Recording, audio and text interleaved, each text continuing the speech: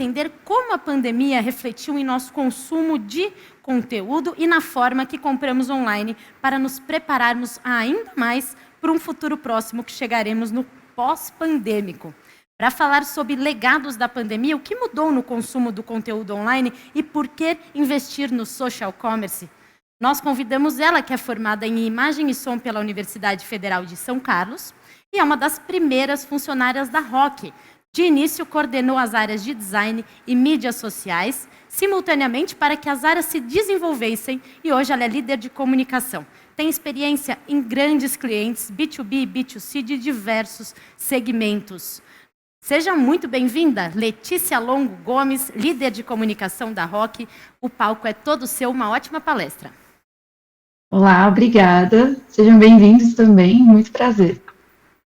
Bom, já foi apresentado o tema, né? Mas só contextualizando, eu quis trazer uma parte mais humanizada, mas também relacionada muito com dados e com pesquisas. Então, eu vou trazer sobre os legados da pandemia, né? O que a gente pode esperar da mudança do usuário, do nosso comportamento, porque, bom, a gente viveu e está vivendo muitas mudanças, mas tudo vai contribuir muito para a nossa forma de consumir conteúdo. Então, primeiro, olhando para as mudanças sociais de hábitos de consumo, a primeira delas, e a mais triste, diria eu, né, foi sobre a mudança significativa na renda da população. Então, a gente teve uma diminuição de 27% de perda de até 20% dos ganhos das rendas, né, das pessoas. 35% das pessoas apresentaram uma redução de mais de 50% da sua renda. E, nesse contexto, só 1% da população teve um aumento de renda durante a pandemia. E os outros 36% que tem aqui dos dados conseguiram manter seus níveis estáveis na pandemia. Mas pensando nesse nível de diminuição de renda, a gente tem mudanças de hábitos e prioridades. Isso não é muita novidade, mas vamos olhar com mais detalhe o que foram essas mudanças, né? Então, para 78% dos entrevistados desses estudos que eu trouxe, o preço se tornou o atributo principal e mais importante na hora da tomada de decisão de uma compra.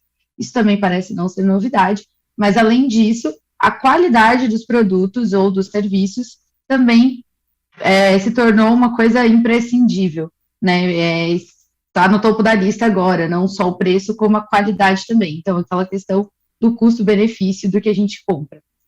E 64% afirma que os seus valores, né, o que a gente pensa e a maneira de a gente olhar para a vida foram alterados pela pandemia. E aqui a gente tem algumas coisas que foram incluídas, né, como a preocupação com a família, a saúde mental, a saúde física, e a preocupação também com as finanças pessoais. Isso foi para o topo da lista. O que a gente tinha antes, algum olhar diferente, por exemplo, de planejar mais viagens a longa data e outros tipos de lazer, isso foi substituído. E a gente tem um olhar um pouco mais para dentro de casa, para as nossas relações humanas, e existe também um cuidado e uma esperança por trás disso tudo.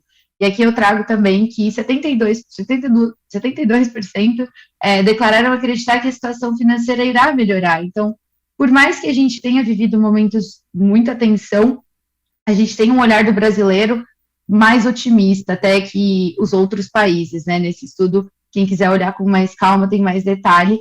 E para os outros países, no caso brasileiro, tem um olhar um pouco mais otimista. E aqui, trazendo porcentagens de respostas dessas pesquisas, 66% dos entrevistados têm esperanças e expectativas em melhora no quesito de emprego e de trabalho.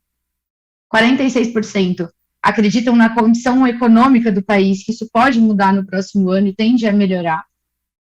E 72%, né, responderam sobre as finanças pessoais, ou seja, a renda pessoal que cada um tem.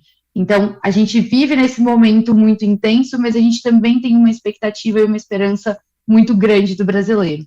E já que a gente tem essa expectativa e essa esperança, o que esperar realmente do futuro em relação ao público perante as empresas? O que o público vai mudar sobre o seu olhar quando ele vai consumir ou quando ele vai acompanhar uma empresa? Então, para trazer mais dados aqui de outra pesquisa, né, do que as pessoas esperam para depois, para esse futuro, 70% responderam que prestarão mais atenção aos impactos ambientais e sociais. Então, isso são pautas muito importantes e que a gente eu me incluo dentro dessas pesquisas, né?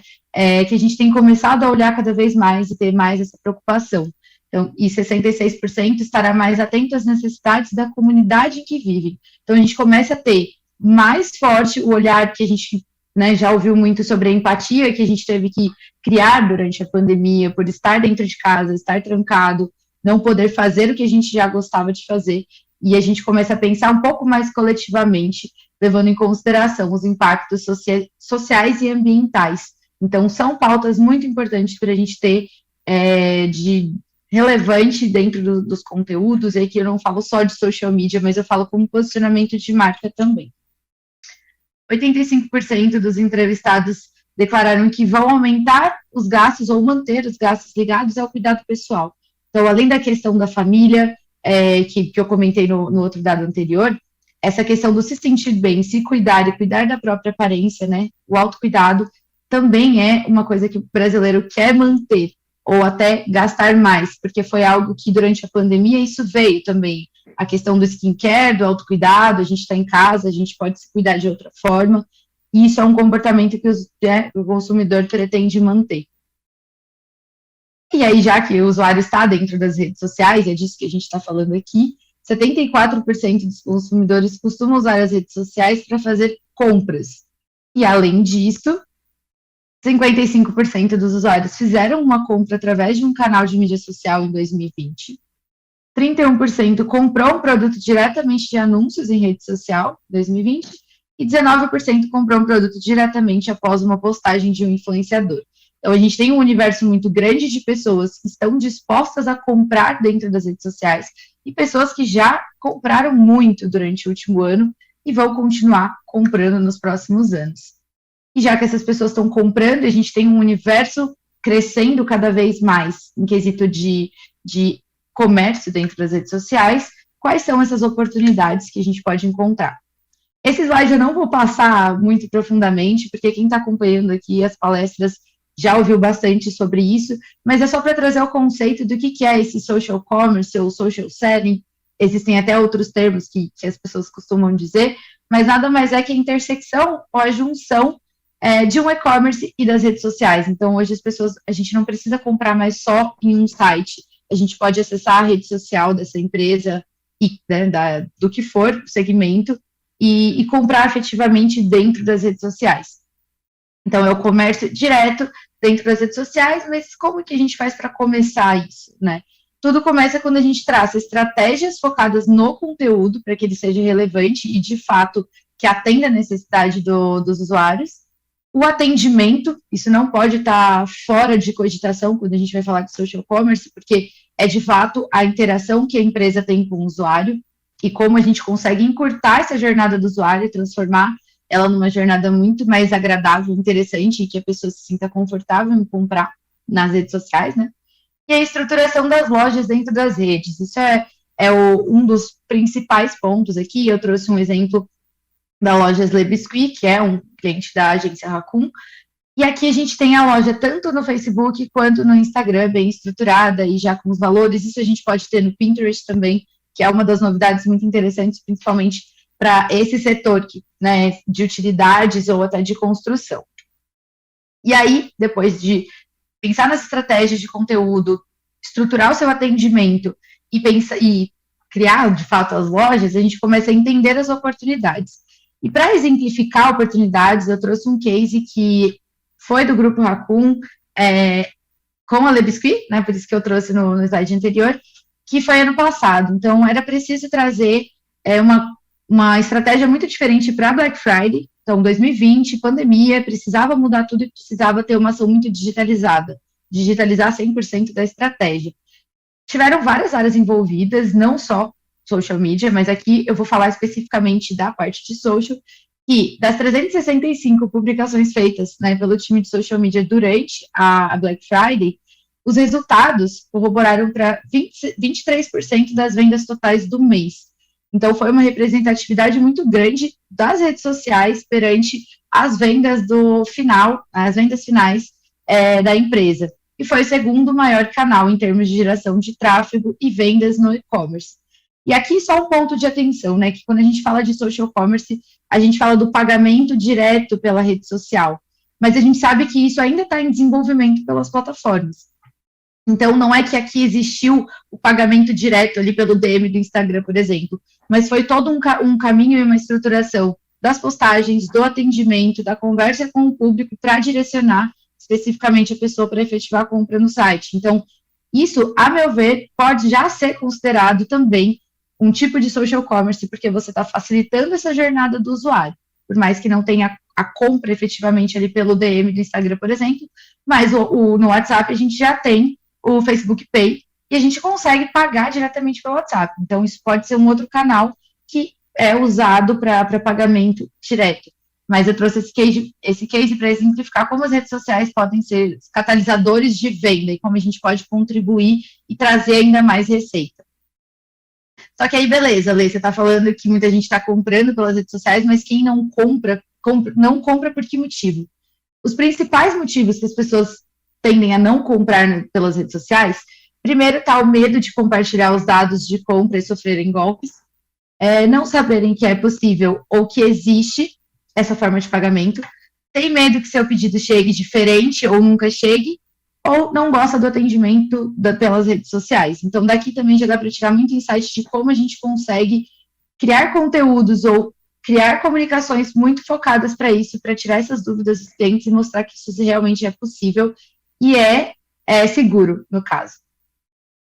De considerações finais que eu trago um resumo de reflexão mesmo dessa jornada. Então, a gente tem um cenário de incerteza e de repriorização do cenário do brasileiro, em que a gente começa a olhar muito para a qualidade e para o preço, que isso vira a principal preocupação do brasileiro, e ele começa também a se preocupar com a saúde mental, física e financeira. Com o passar do tempo, claro, a gente vem começando a ter esperança e melhoria, tanto na questão econômica como na questão da nossa saúde, e a gente começa então a olhar para as questões ambientais, sociais, de forma mais coletiva, como um reflexo, como uma consequência de tudo isso que a gente tem vivido, e isso vai acarretar mais gastos com a nossa saúde e com cuidados pessoais, e a gente tem um cenário muito forte, favorável para a compra online, para a compra nas redes sociais, e tudo isso foi um processo muito acelerado durante a pandemia. E aqui, de outras pesquisas que eu trago também, já era sabido, né, já sabíamos que esse processo de digitalização ia acontecer, só que o que especialistas dizem é que a gente acelerou isso em cerca de 5 anos com a pandemia. Então, a gente teve que se adaptar muito rápido, as empresas tiveram que se adaptar muito rápido, e é por isso que a gente está aqui também para trazer todas essas informações e mostrar a importância de tudo isso. A gente teve uma aceleração de 5 anos em um ano e meio de pandemia que a gente precisa olhar com carinho. Então, isso fez com que as plataformas sociais, né, as redes sociais, as mídias sociais, intensificassem os esforços de integração de comércio eletrônico. Isso vai continuar acontecendo pelos próximos anos, sem sombra de dúvidas. Então, foi um resumo um pouco mais humano de falar quais são esses legados e o que o usuário, né, o consumidor, pretende olhar com mais carinho nos próximos anos e como a gente consegue usar esses dados para repensar nossas estratégias para os próximos anos aí. Esses foram os dados, eu espero que tenha esclarecido, que vocês tenham gostado, e muito obrigada pela participação. Muito obrigada, Letícia, pela sua palestra, muito boa mesmo, eu estava até ali entretida ouvindo você. Volte sempre, por favor, o palco é todo seu, quando você quiser. Muito obrigada.